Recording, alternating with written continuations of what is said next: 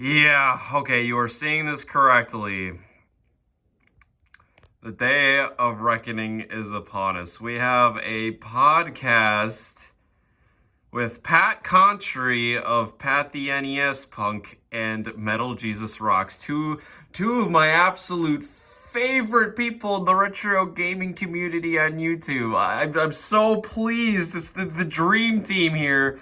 Yeah, I got MJR with his stock thumbnail over here, along with Pat looking very, very deranged and uncomfortable. As always, I mean, as per typical Pat, just cringy beyond all fucking belief. I mean, look at this grown man, like, making poses like he's some kind of preteen girl in front of the camera. And yeah, I can't even tell you which one of these looks the worst. Well, actually, it's this one for sure. Oh my fuck. What made you think that these photos are even worth keeping around, much less, yeah, displaying as some kind of trademark? Like, you literally, Onision makes this face in each one of his freak out videos where he, like, literally goes ballistic on camera for views. Like, I'm pretty sure you go. This is the process of Onision, basically, the different stages of insanity. Like, that's what this reminds me of, this whole little collage here. But anyway, that's neither here or there. Let's get into this because, oh my fucking god, is there some, like, bullshit and chicanery in this fucking interview, you guys. Like, it's absolutely fucking disturbed. It's hilarious, but let's just get right into this bullshit. Welcome, everyone, to this latest edition of the Not So Common podcast. I'm Pat Contry, and this week, my guest is Jason Lindsay, otherwise known online as...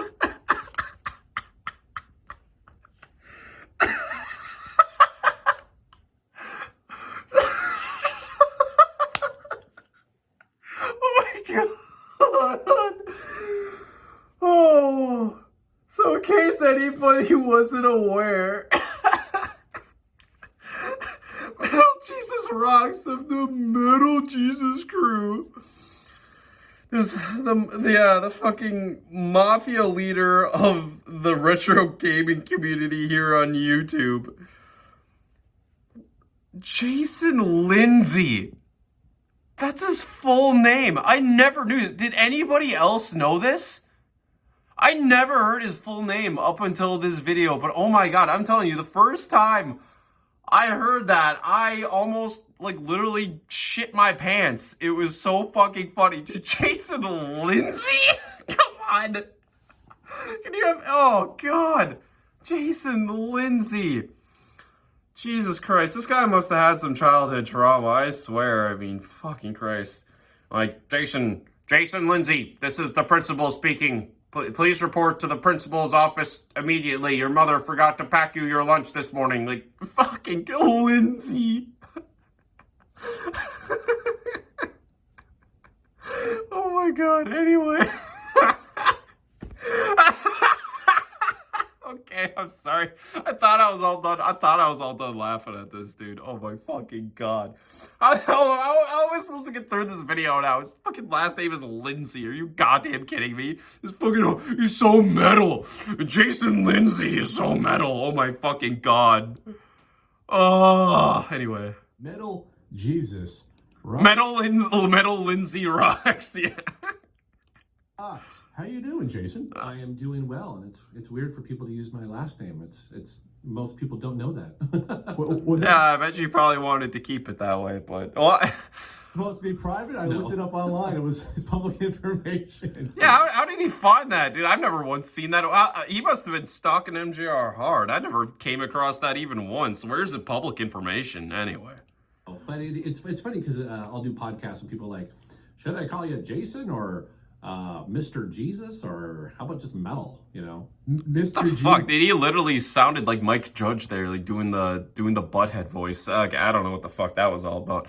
But anyway. YouTube, maybe I could do this for real. So once I did that in 2010, I was like, I know what it takes to be successful. Like, you can't just do it part-time or kind of willy-nilly. And so I basically made it as a second job.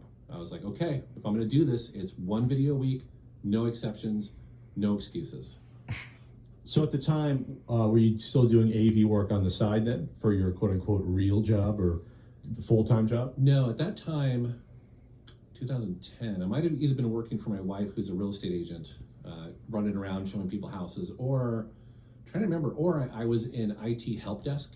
And so I've been doing customer service IT help desk for an awful long time, pretty much starting at Sierra. Well, that's not true. At Sierra, I actually had a couple different jobs, but Sure. but anyways, so yeah, so I, during the day, I'd be helping people. I can't find any of my Excel files, or my monitor doesn't work right, that sort of stuff, fixing people's computers. What was that direct? So yeah, so there you have it. So yeah, also this is where he admits that yeah, he did not develop games at Sierra, so you can all calm the fuck down. All you people saying, MJR is this big shot at Sierra developing games. No, he was just an IT guy. He's that / like call center, helpline. Yeah, basically for IT. Yeah, and he goes on to say, yeah, he's just fixing people's computers for this and that. And along with that, I guess he worked for his wife at one point. And I was told some insight about that once. Yeah, he worked for his wife at one point because I thought I heard somebody claim to me, I guess I don't know if it's true, that his wife gave him some kind of ultimatum or something that he needed to like basically get off his ass and get a job more or less. But yeah, we're going to skip far ahead this time because basically this whole conversation just devolves into just like a bunch of like supercomputer techie mumbo jumbo that I don't even understand, but moving right along. Amount, because even like 3-4 years ago, I'd go to retro gaming conventions like in Portland, and you'd have maybe a couple guys with big box PC titles, and no one was looking at them besides maybe me and one other person. Like no one cared about them. So what do you think's happened the last few years besides people like you ruining the market for everyone by saying, "Oh, I'm collecting them. You should too." Oh yeah. Oh, does that validate what I've been saying this whole time about MJR? Artificially increasing the price of games. Yeah, Pat seems hot on this, and yeah, MJR doesn't seem offended at all. In fact, he's just yucking it up. Right there. Yeah, no, he seemed like they were just exchanging just a little pleasantry there, like it was just common knowledge. But yeah, I was hanging with Reggie I was hanging with Reggie just the other day, and I was surprised to learn that even Reggie, who is I think 10 years younger than me. Oh, no shit. Okay, well, that's news to me. I didn't know that Reggie was 10 years younger than MJR. I thought they looked exactly the same age. I guess Reggie just takes poor care of himself. Fuck. Yeah, maybe that guy does actually have a chance to turn things around in life. I thought he was approaching 50 like MJR. Like, no, he's probably about 40 years old. Yeah, maybe he's got a chance to turn things around. He can escape the clutches of MJR and his toxic relationship there with MJR, just forcing him into the collecting. Who knows? Yeah, Reggie has gained some years. He's gained some years on this earth. The hourglass is tipped just a bit in his favor. But myself, I am definitely looking. I am on eBay looking to get a couple choice titles for my collection, Oh, so also there you have it again, MJR just talking about, you just buy games on eBay like everybody else. He always tells himself as this flea market goodwill collector, just getting everything on the cheap, he says, cheap. But no, he's just a sucker on eBay like the rest of us, man. He's, he'd love you to believe that he's just this poor guy barely scraping it by on YouTube. There's not much money to be made from YouTube, he claims, but no, he's using them Patreon dollars. He's using that ad revenue just to buy these games on eBay for top dollar, apparently. Games, but you also spotlight others that other friends on your channel. So but that's not common for a YouTube channel to do. I love to pick your brain on your decision to do that and to sort of branch out. It's not just featuring yourself, but others. Yeah, absolutely. So I early on, I realized that I did not want to be, I didn't want to pretend like I knew everything. And so there's 40 plus years of video game knowledge, and I wanted to be able to cover all of it. And while I have my niche, obviously I know PC games, and I have stuff over here that I know. I play the PlayStation 4 almost every day, the Switch, all that stuff. But I realized early on that why should I have to try to do all this myself? And so I reached out to John Hancock. I happen to live next to one of the biggest, most impressive game collectors in the country. I want you to know That it. is the immortal John Hancock. He has 11,000 games. He has 25 complete U.S. collections. Oh, this is, yeah, okay, this is a little old then. Okay, yeah, what was this from? Oh, yeah, okay, 2017. Yeah, he's got way more than that now. Yeah, way more. So I was like, well, shit, let's bring John on and let's see if we can do some videos together. And it just kind of expanded from there. Kinsey, Kelsey, Reggie, Drunken Master Paul. I'm a people person. I like hanging out with people. I like that. You get some of those courteous, awkward interactions with your fucking co-hosts on your channel. I don't know that you're a people person there, Jason, but also I find it hilarious that, yeah, he just fully admits to, yeah, again, just being clueless about fucking gaming, okay? He said it himself, okay? He only really knows about PC gaming. I've been saying this for a while, along with, yeah, maybe just some of the newer consoles, but yeah, he has, like, no real attachment to any of this shit. Okay, and yeah, he needs his guests' help on the show because they know about games and he doesn't. I've been telling this forever now, these hidden gem videos. He doesn't know anything about these fucking games. And yeah, he goes into that way more later on. Like, that's not even the worst part of that. That's like a tip of the iceberg compared to like the other shit that he admits later on in this video. It is so much easier to... Yeah, it's so much easier. I don't have to know anything. I don't have to... Why should I have to learn anything? I'm making a full ride, a full living on this YouTube channel, because of my collection and my vast knowledge of games. Why should I have to know anything? He's standing next to you to riff off of. Oh, sure. Than to try to fill up the space. You know this on your podcast, Yeah, right? yeah, okay. Yeah, I can definitely tell your channel is suffering now without any guests on your yeah, when he tries to do the shit solo, like with the PlayStation 5 video, yeah, no, you need the guests on your show. Yeah, you cannot float this shit on your own. A bunch more personalities and knowledge in there, and yeah, it's I'm happy that they want to do it too, and they've all been very grateful as they kick off their own YouTube channels. So They're using, basically, you're piling them for their own YouTube careers. You're like spinning them off, like, Laverne and Shirley off of Happy Days, right? Is that basically Joni loves too old a Chachi reference? and- Joni yeah. loves Chachi. Oh, Joni just died. Rest in peace. The actress just died. That's true. But What happens is that, like for instance, Reggie comes over and we shoot 3 to 4 videos in one day. And then, maybe 2 days later, Kelsey will come over and we'll shoot a couple videos, 3 to 4 videos, maybe something like that. And so I always have a big... Oh yeah, so there you have it again. They just pre-record all of this shit in advance. They would have you believe in these videos that, yeah, they're such close friends. They're just coming over all the time, hanging out, making these videos one after the other. No, like, it's just one and done. Stock footage, get it out of the fucking way. Just pump it out. you do at least, 3 a week? Just 2. Just 2, okay. Yeah, Pat seems to think that it would be pretty reasonable to expect 3 videos in a week. Nope, just 2. Just 2. That's all I can handle, despite the fact that, yeah, also MJR admitted before that he used to have a full-time job plus be able to push out 1 video a week. Yeah, 40-hour job plus 1 video a week. And now he's like struggling just to get 2 videos out the door. Yeah, that's how close this guy is to just retirement. The pressure is getting to him. Yeah, he's gotten so fucking entitled since then. Reviews, whether it's something I do or something like James Rolfe does. All we have to worry about is, do we have that one game? Right. Or, do we have the console for that one game? We usually have the console ready. And then if, at most, we have to buy that 1 or 2 or 3 games for it. You're talking about buying all the hardware on top of buying all the games you show. And if you're doing a buying guide, you can be talking, a couple dozen different games that you have to make sure you have?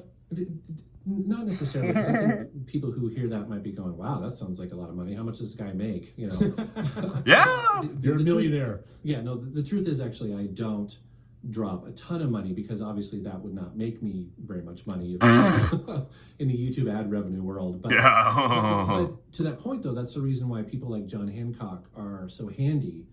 The guy has 11,000 games, and his collection complements mine really well. And actually, most of the people on my channel complement my collection really well. So for instance, I did a video very recently with Reggie where we talked about some of the most rare and expensive PlayStation 1 games. I didn't have to contribute a game to that at all. Reggie already owned them. He's been collecting them for years. And so And we're also going to be doing a video on the DS and some of the more collectible games. Kelsey already has those. She has the really expensive game. So yeah, okay, we gotta cut this off just a bit before I continue. Yeah, so here's MJR once again, just pretending that he's broke as fuck. Like, oh, woe is me, I don't make any money from YouTube, despite the fact that this fucking guy literally moved into a house in Seattle. He moved from the house he was in into a different house. Again, after his disastrous basement leak that led to mysteriously to a vacation to Japan where he spent thousands of dollars on video game pickups, and then proceeded to move into a new house that he said wasn't possible in a tweet because he was saying, "Oh, everyone's just telling me to move into a new house. Hello guys. A house in Seattle, like minimum or like realistically where I live." Costs around $750,000. There's no way I can afford that. But after he got that basement leak money he wanted, he seemed to be able to do that pretty quickly. But and also he's like sitting on hundreds of thousands of dollars worth of games. No, I don't make any money. I don't make any money. No. I just pick up all these new games all the time. I do this daily, do this like monthly pickups videos with Reggie's where we show off 50 to 60 games we picked up. But even despite all that, he's saying here too that all of these video games in the Hidden Gems videos, most of them aren't even his, or at least a good portion of them are not even his. So all you idiots out there telling me that, oh, MJR plays all these gems, he has all these epic knowledge of games, all these hidden gems he talks about, he's so passionate about these games. He doesn't even own these games. Do you think he's played these games? He doesn't even own them. He's admitting that he doesn't own these games. How the fuck are you going to tell me that MJR is so passionate, he's so knowledgeable about these games? If you want to know why every Hidden Gems video of his plays out like a fucking Wikipedia article, it's because he doesn't play the games. He doesn't even own them. So I'm there you go. About it, I don't, you'll not. Let's put it this way: if I was going to do a top 10 rare, expensive NES games, I'm not going to buy any of them. John Hancock already owns them all. Yeah, very handy. Yeah, he describes as Hancock as being very, very handy. That's a very easy one for he and I to do. Recently, I did one with him with the N64. He has the complete collection, in box.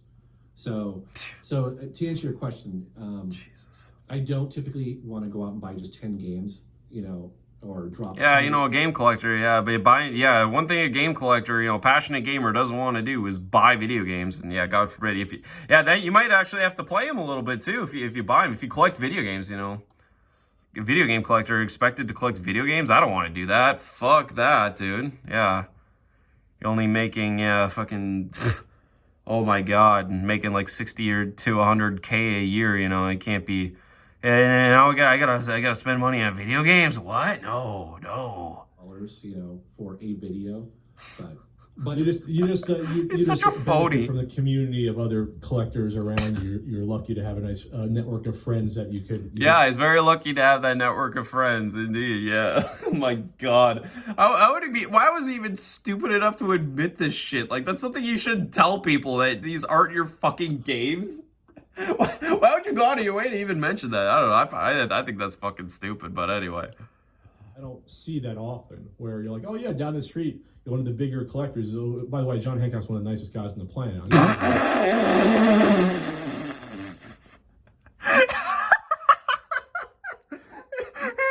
one of the nicest guys on the planet. The guy who's conned so many fucking people on the internet out of goddamn games. The proven liar, the make-believe, the fake charity scammer with the fake video game museum. Yeah, he's one of the nicest guys on the planet. This guy, literally forces his family to live in fucking squalor so he can hoard his fucking $500,000 value fucking video game collection in his extended garage. Yeah, he's the nicest guy. It's John Hancock, the fucking liar, the phony, the cheapskate, the con man, the liar. Yeah, the comment deleter, damage controller, false copyright flagging John Hancock. He's the nicest guy. Oh, you sick fuck, dude. Just shut the fuck up about the nicest guy. Get the fuck out of here, Pat. You kiss ass. The nicest guy. The nicest guy. And there's a lot of things that goes into it. I've seen collectors more often than not, snipe, backstab each other. Yeah, kind of like, John Hancock with the false copyright flagging, kind of like that. Nice group of people. That's some backstabbing, I would have to say, right there, huh? Very nice, genuine. Or yeah, when Review Tech USA lashes out against him and then flip-flops a day later, that's some backstabbing too, back and forth going on there. Really just love retro gaming without any sort of loves retro gaming. He's a passionate gamer. Your motives, and that's to me talk about motives. Less common than you unfortunately see out there. And then when you throw YouTube into the mix, and then potential drama, and maybe egos getting in the way, it could be a really bad stew. That's never one. Is that ever? I don't know. I don't know if this ever happened within the MJR crew. Egos getting inflated, drama, entitlement, backstabbing. Kind of like sounds like a certain basement league scam amongst other things. Yeah, no, that's never happened. The MJR crew. Oh yeah, they basically are Jesus Christ. Yeah, bow down to your Messiah. He is the holy Jesus of the Bible, isn't he? He's just such a reputable gamer, such a reputable man that we're dealing with here. God, give me a fucking break. Get off of this preachy bullshit. Oh my God, shut up already, you phony ass. Sitting here in San Diego, this isn't a woe is me. There's like no one out here. Ian has, his job at the store. And he's heard a lot. And frail little Ian with his, fucking. I guess this was recorded before. Yeah, they spent $33,000 of fan money that they fucking gathered on GoFundMe, so Ian could get a clinic checkup without fucking insurance that he was too entitled to get, for them to tell him that, this is before he spent 33 grand to find out from a specialized professional doctor that you need to do 5 minutes of stretches in the morning. Yeah, oh, poor frail little Ian. Oh, get a load of this next part too. And he's heard a lot, and the other collectors in San Diego, most of them don't like me. So it's...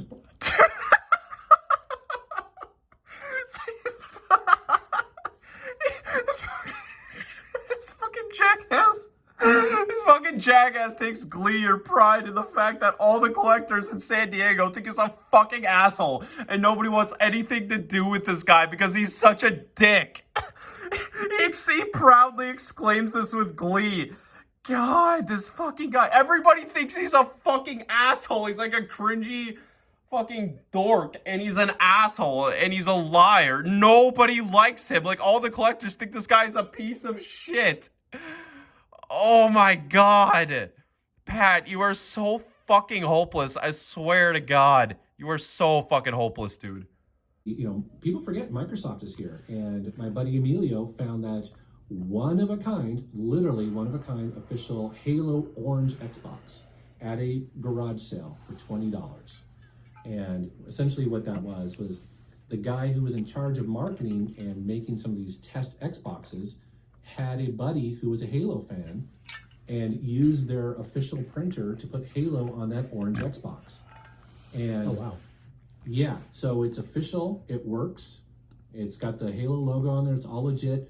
And again, Emilio bought that for $20, turned around and sold it to a local preservationist for much more monies than what he found it for. Yeah. Oh yeah, just another example of, well, I don't know who this Emilio character is, but yeah, just another example of this MJR crew taking glee out of, just conning people out of shit at garage sales, basically. But also, I mean, I don't even know if I buy that fucking story. Yeah, I'm sure you just found this amazingly rare, one-of-a-kind relic at a fucking garage sale. This Metal Militia crew and a bunch of these YouTubers in general just love talking about just these one-of-a-kind items. I'm pretty sure MJR claimed that he got that N64 DD at a garage sale. I think he claimed that as well. Yeah, that's fucking bullshit if you ask me. Yeah, he just traipsed upon it at some random garage sale. Oh, I'm sure that's what happened. I don't know. I definitely don't buy that stupid shit anyway. Okay, so that is perfect segue into limited run games. Oh boy, here we go. When I think of limited run games, I happen to really like what they do. Of course, yeah, of course, MJR fucking loves limited run games. I mean, it's a company after his own heart. You know, artificial scarcity, people freaking out on eBay, like right after the games come out. Let's not make enough to satisfy the demand consistently even though we know the demand is there because the eBay prices are right in front of our stupid fucking faces. These schmarmy fucks that, run this goddamn limited run. Of course you would love what they do. It's like, fuck, yeah, we all buy from limited run games once in a while. They release a good product. They release a good game every now and then. Nobody fucking likes limited run games, though. Everybody thinks that they're fucking dirt and that they're dirty pieces of shit, though. Or, just these money-grubby assholes. They're one of the most vicious, disgusting fucking companies out there, if you really think about it. At least their past behavior.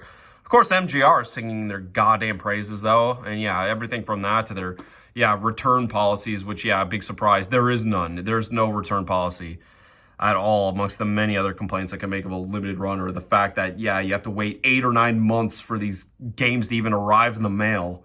But, I love limited run. I love what they do. I fully fucking stand by it. I fully endorse them. I buy from limited run games. They make some decent products. I'll never tell you that I love them, though. Oh, my God. No, they're pieces of shit. Nobody likes limited run games. Nobody that's for the gamer. It's only the shitty merchants. Yeah, for that matter, too. It's just the sleazebags who resell the shit that fucking praise limited run games, for that matter. They're trying, through their system of limited press, their system, and more like the scam, is to put these games on physical, they have to be the full versions, the patch versions. There you go. Put it on your shelf. You own it for real. Sure, I agree with it in theory. I just wish they made enough so everyone who wants one can get one. I wish be limited. No, we can't do that. Yeah, Jason protests. It wouldn't be limited. I can't get off on the eBay price. Let's move on. I see. You see, it can still be limited if they sell more after the fact. They'll just stop selling when people don't want them anymore. So, no. Hey, Jason says, no. I mean, here's what they should do. I have a solution. Do you want to hear it? On demand? No. Okay. No. Jason protests strongly. No, not that. God forbid you leave the pre-orders open so that you can supply the demand and not instead just have all of these fucking sleazy merchants buying the shit from limited run where they can then sell it on eBay to garner all this hype and attraction and interest and this feeling of longing and fear of missing out in your consumers that they feel compelled and forced to buy this shit. Okay, creating this contrived value. No. Yeah, no, not that. Anything but that. Fuck no. You don't create enough to satisfy demand. Let's listen to MJR's solution here. Let's listen to this bullshit. What he thinks that limited run should do. So vinyl records have solved this problem, and vinyl records is the same thing. So which are not video games. You probably don't collect records, do you? Ian does. I don't. Okay, so every year they have records. Ian the hipster. And that one day of the year, they have a bunch of exclusive, limited pressings of albums. And they do hundreds of them, sometimes by big, the Rolling Stones and Nine Inch Nails and David Bowie and all this stuff, Prince. And what they do though is that is the limited run, and then after that, so it'll be colored vinyl. It'll be a cover that is somewhat special. It is a true limited version of that. But if you actually want to listen to the music, throughout the rest of the year, they typically print them off, but they're in the normal black vinyl. Oh, sure. Some sort of that's what limited run should do. They should go to the market where it's quote unquote there's a limited edition of it, but we'll still make more if you want them. The only thing I would say though is that Doug and these guys who by the way, limited run is only a 2-person company. So I know Doug. Of course. So the way that limited run works is that they actually put up their own money. All of the risk for every single release is on them. And initially they were doing that like basically on credit cards. And so they need to make sure that these things sell out. That's the reason. Oh my God, MJR is okay. Just showing his fucking.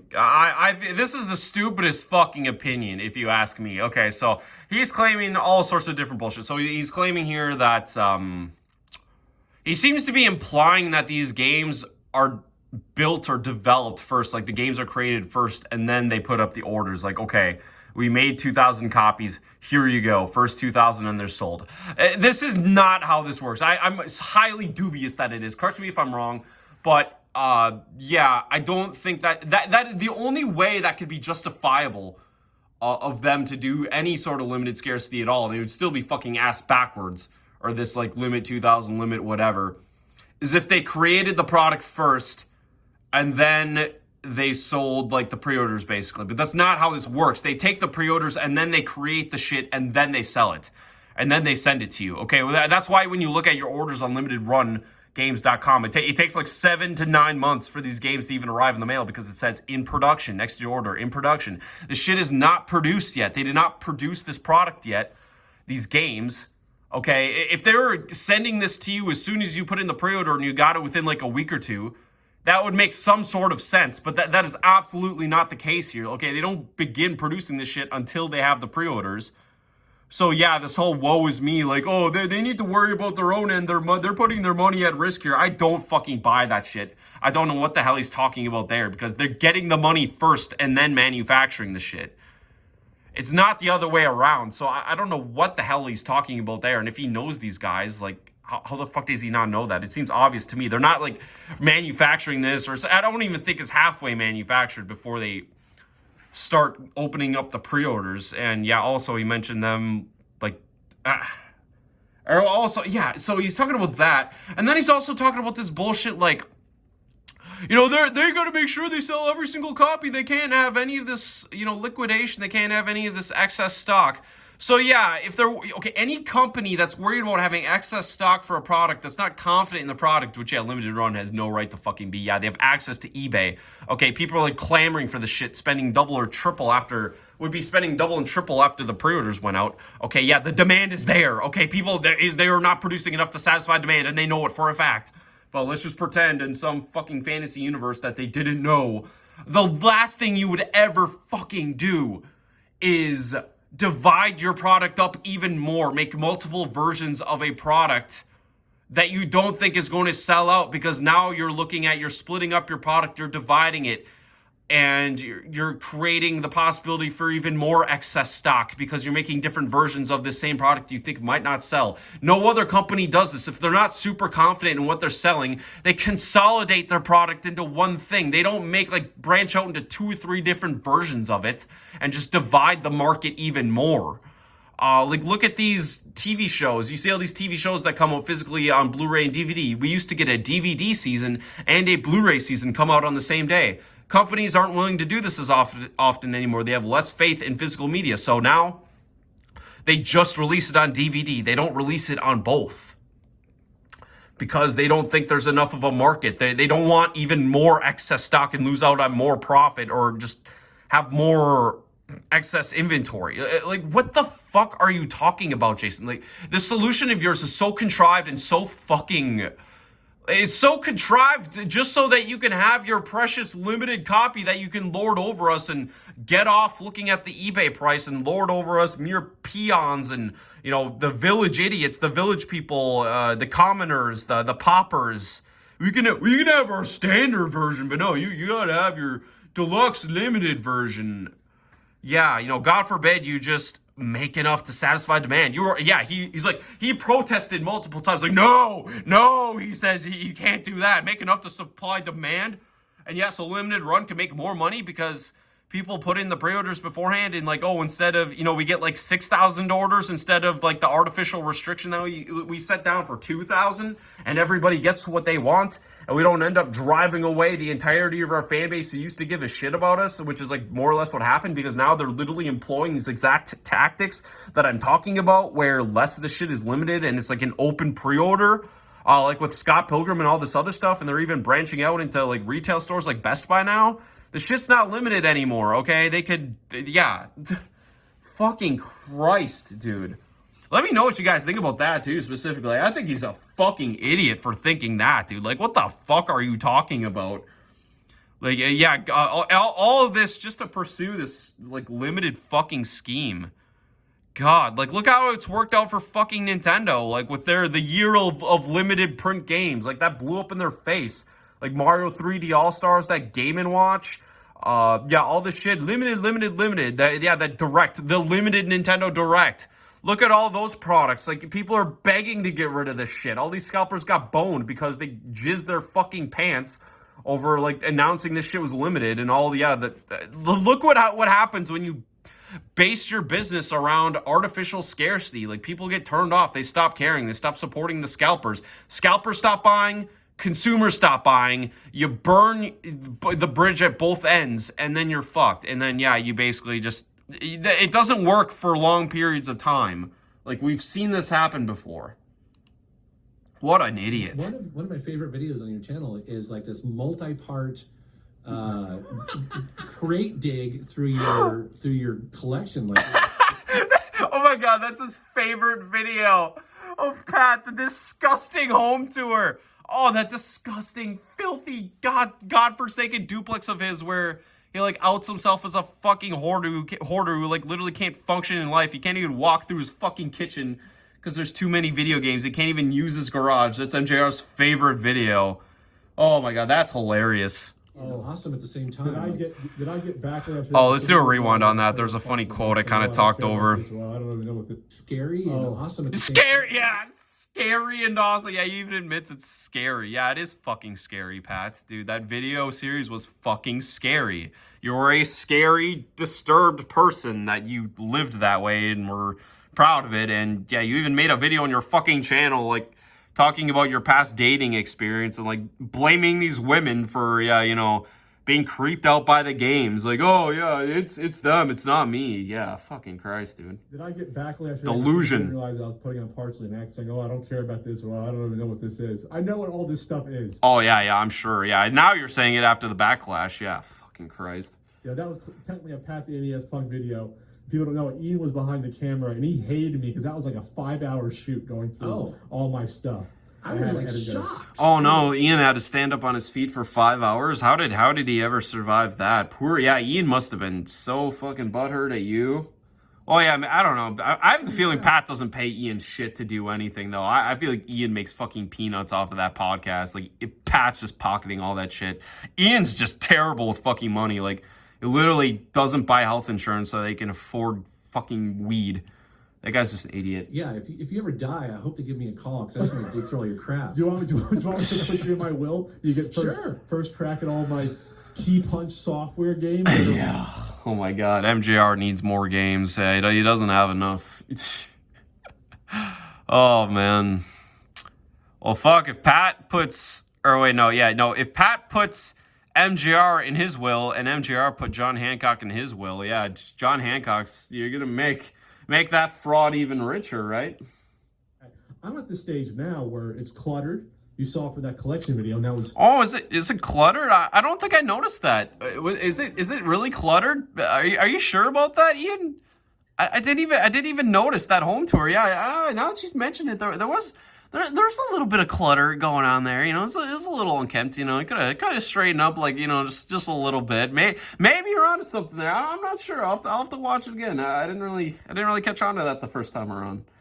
5 years ago, and now it's worse than that. Oh, I guess it's even worse. I guess that was, yeah, that was 5. Was that 5 years ago we said before this? Yeah. How can it be any worse? I'm terrified to know what the hell he means. It's even worse than before? How could that shit be any fucking worse, dude? It was so bad. It was the most... It literally, like, reminded me of an episode of Hoarders. Even, like, the music in the background that you chose for that video was, like, super creepy. Just everything about that. Moving to a bigger place. But at some point, what good does it really do for me to own all these rare, sometimes almost one-of-a-kind items if I'm the only one that's experiencing it? I don't know. That's where I'm at. Yeah, and John Hancock's the same way. You know, people are like, you know, is he a hoarder? No, actually, he's, you know, he's been collecting stuff. Not a hoarder. Yeah. Oh, is he a hoarder? No, the guy with what, 25 complete console collections, over 10,000 games. The guy, like, literally is so obsessed and hungry for these fucking games that he's running a goddamn fake museum scam. He's conning people out of their games, like asking for donations of games and money for a fake charity. Not a hoarder. And yeah, this guy, the guy who's had, I think he had 15 complete collections, even just as of 2011. Like, I think that was even before this museum scam shit. Yeah, the guy, like, literally forces his family to live in, like, tiny housing, and instead decides to build an extension on the garage rather than do anything with the house that his family lives in. You know, he's pursuing, like, literally just to pursue this video game collection that he can store all of these games in his garage that he probably has limited time to even play. Considering he's like a teacher and he has a family and whatnot, he shouldn't be dedicating his life to the games, right? But that guy's definitely not a hoarder. The guy, like, literally prioritizes collecting video games over the welfare of his entire family and his children. No. Is he a hoarder? No, he's not a hoarder. No. 90s. Let's see what he has to say. Because he always gets, are you a hoarder? Are you rich? And the answer to that is no, he's not rich. He's a, you know. Well, you know what? If he's sitting on a net income or net worth, net value with all of his possessions, is probably at least, he's got to be worth $500,000, that collection of his, and he could sell it like that too. Just with the name John Hancock with your fucking YouTube. Yeah, just with your YouTube reputation alone, you get people coming out of the woodworks begging to buy a Hancock copy. But yeah, no, I'm pretty sure that would technically define someone as being rich or having a lot of money. But yeah, let's listen to what MJR has to say about that. Yeah, John Hancock's just like MJR. You know, he doesn't have a lot of money. YouTube doesn't pay any money. He just stumbles upon this shit for like dollars and cents at the Goodwill. He's a teacher. But yeah, that part's true. I don't know how the fuck he affords this shit on a teacher's budget. He must just scrimp and save. Yeah, just when it comes to matters of his home and family and all this stuff. I don't know how he does it, but to do a museum as well, and that would be amazing. Like, that would be awesome. And he wants to do it in his local little town, and he wants to be the curator for it. And man, it'd be killer. It's like, that's what it should be. People can go pay a couple bucks, keep it so it's maintained, and just see this stuff. It'd be awesome. Yeah, okay, MJR, you don't even have time to push out 2 videos on your YouTube channel a week. Yeah, with the thought of him being a fucking curator. But also, yeah, what a stupid idea to put this video game museum in just a small little town. Nobody's gonna give a fuck. None of the locals are gonna go to this museum more than once. You're gonna have to rely on your, like, YouTube fandom to fly out to fucking see you. Yeah, they'll just be a bunch of sweaty neckbeard virgins who live their life for the MJR crew. You're probably gonna have to gate these people off at the door because they're gonna be, like, swarming you in, like, a fanboy mob.